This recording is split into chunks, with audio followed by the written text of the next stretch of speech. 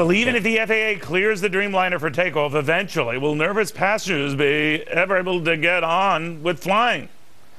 Travel expert Mark Murphy here to give flyers all their options. We were talking during the break there, Mark, about, let's say you're nervous about this. You say, you know, I'm flying out tomorrow, but I don't want to fly on one of these things because I'm just antsy. Right. Do you have any option? Well, number one, you're not going to be getting on one of them because they're grounded indefinitely. So we just don't know when they're going to come back online. I guess the question is when they come back online. It's not a matter of if, it's a matter of when. When they come back online. Yeah, because better than 850 of these have been ordered. Oh, yeah. And there's a huge list of orders. So and no one has canceled them out. No, right? No. And they're going to fix it out. This is new technology. It's a composite plane. It's incredibly fuel efficient, which is what everyone's been talking about. So you're not worried? No, I think you always have issues when you bring new technology out. The challenge here is, it's interesting, they actually went out and proactively grounded Japan Airlines.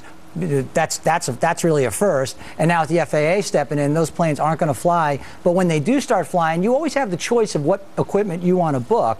And if you have a profile, let's say with a local travel agent that you work with, because they book 60% of the international airline tickets, if you have a profile with them, you can instruct them to book away from that aircraft. Yeah, but what happens, and this has happened a number of times, you're at the airport, the plane you have is having mechanical problems. They roll one in from, I don't know where. Sure. But they roll one in, they say, oh, you're on this 787. But you don't want to be on that 787. Right. But you also don't want to be at the airport overnight. Right. So, I mean, you either suck it up and go, right? You would just suck it up. I just go, man. I'm going, right? You're not worried? That's odd. No, all the stuff I'm what you do about nothing? Or? No, I think if you think about it, I think the plane's been flying for, I want to go say 6-7 years in terms of testing and everything else. Now it rolled out about a year ago. It's already flown I think a million passengers, and crazy number of passengers. So, yeah, this is an issue. Yeah, they have to address it. Have we had anything like this to the degree? Now, I know a lot of it has to do with the fact that so many will be rolled out so soon. Right. But it does seem like a lot of weird stuff. It's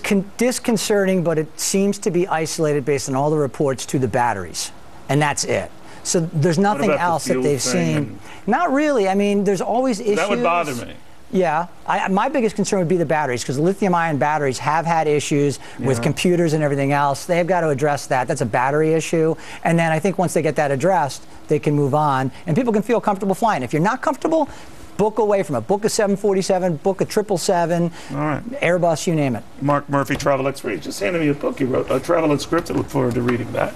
In the meantime, a group of Americans picked to reflect